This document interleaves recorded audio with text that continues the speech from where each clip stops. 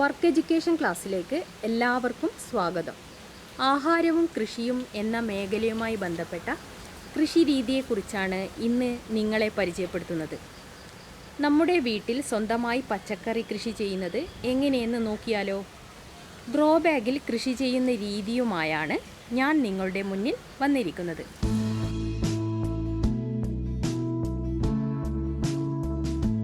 ഇതാണ് grow bag. ഇതിൻ്റെ ഉൾഭാഗം ഇങ്ങനെ ഉണ്ടാവും.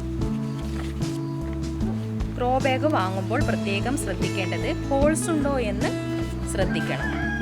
ഹോൾസിൻ്റെ പ്രത്യേകത വെള്ളം വാർന്നു പോകാനും വായു സഞ്ചാരം കിട്ടാനും ഇത് വളരെ ഉപകാരപ്രദമാണ്.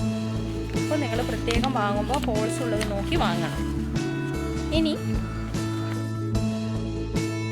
ഇത് ചാണകപ്പൊടിയാണ്.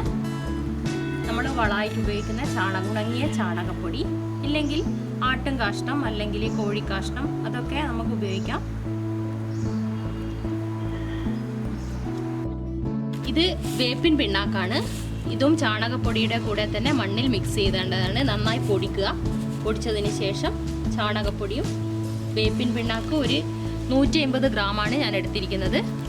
4 ബക്കറ്റ് മണ്ണ്, ഒരു ചെറിയ 4 ബക്കറ്റ് മണ്ണാണ് ഞാൻ എടുത്തിരിക്കുന്നത്. അതിന് 150 ഗ്രാം വേപ്പിൻ പിണ്ണാക്ക് ഇത് നന്നായി മിക്സ് ചെയ്യുക. പിന്നെ വേണ്ടത് ചാരം. ഇത് കരിയില കത്തിച്ചിട്ടുള്ള ചാരാണ്. കരിയില എന്ന് വെച്ചാൽ ഉണങ്ങിയ ഇല കത്തിച്ചിട്ടുള്ള ചാരാണ്. പിന്നെ ചകിരി കുറച്ച് വേണം, മണ്ണ്, പിന്നെ കുറച്ച് കുമ്മായ ഞാൻ നിങ്ങൾക്ക് കാണിക്കാൻ വേണ്ടി കുറച്ചധികം എടുത്തിട്ടുണ്ട്. നമുക്ക് അത്രയൊന്നും വേണ്ട, കുറച്ചേ വേണ്ടൂ. പിന്നെ കരിയില, ഉണങ്ങിയ കരിയിലയാണ്, അതായത് ഉണങ്ങിയ ഇല. ഇതും നമുക്ക് ആവശ്യമാണ്. മണ്ണിൽ ചാണകപ്പൊടി ഞാൻ ഇട്ട് വെച്ചിട്ടുണ്ട്. ഇനി കുറച്ച് കുമ്മായം വെതറി കൊടുക്കുക. അതായത് ചെറു കീടങ്ങൾ നമ്മളെ ചെടികളൊക്കെ നശിപ്പിച്ച് കളയും. ഈ ചിങ്ങൻ അല്ലെങ്കിൽ ഒച്ചി ഇങ്ങനെയുള്ള സാധനങ്ങളൊക്കെ. അപ്പം അതിന് വേണ്ടിയിട്ടാണ് ചെറുതായിട്ട് കുറച്ച് കുമ്മായം വെതറി കൊടുക്കും മണ്ണിൽ.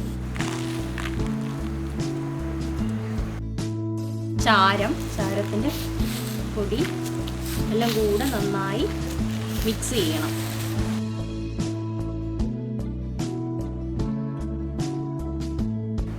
ഇനി നമുക്ക് ഗ്രോ ബാഗിലേക്ക് നിറയ്ക്കാം. ആദ്യം ഗ്രോ ബാഗിലേക്ക് ചകിരി വെക്കുക. ചകിരി വെച്ചതിന് ശേഷം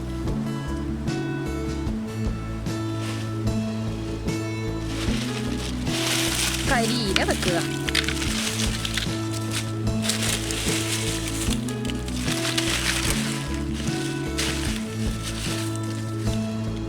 കരിയില വെച്ചു. ഇത് മണ്ണ് ഇടുമ്പോഴേക്ക് ഇത് താഴ്ന്നു നിന്നോളും. കുറച്ച് മുന്നേ മിക്സ് ചെയ്ത മണ്ണും വളവും മിക്സ് ചെയ്ത് വെച്ചത് നമ്മളിതിലേക്ക് ഇടുകയാണ്. അങ്ങനെ നമ്മൾ മണ്ണ് നിറച്ചു കഴിഞ്ഞു.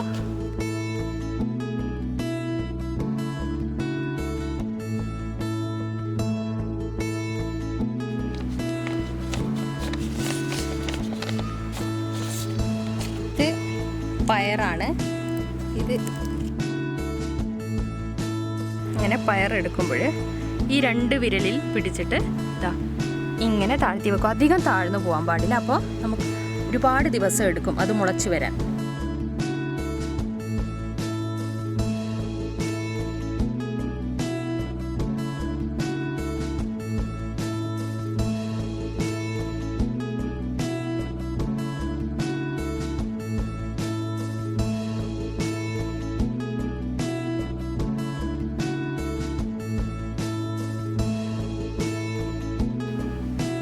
ഇത് മുളകിൻ്റെ തൈയാണ്. വിത്ത് പാവി മുളപ്പിച്ചെടുത്തതാണ്. ഇത് മണ്ണോട് കൂടി എടുക്കണം. അതിനെ പിഴുതെടുക്കാൻ പറ്റില്ല.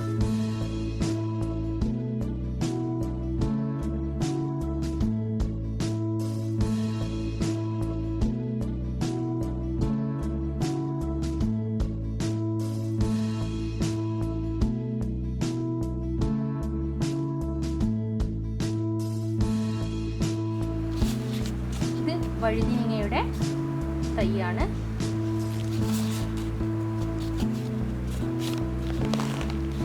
അങ്ങനെ 5 ഗ്രോ ബാഗ് നമ്മൾ റെഡിയാക്കി വെച്ചിട്ടുണ്ട്.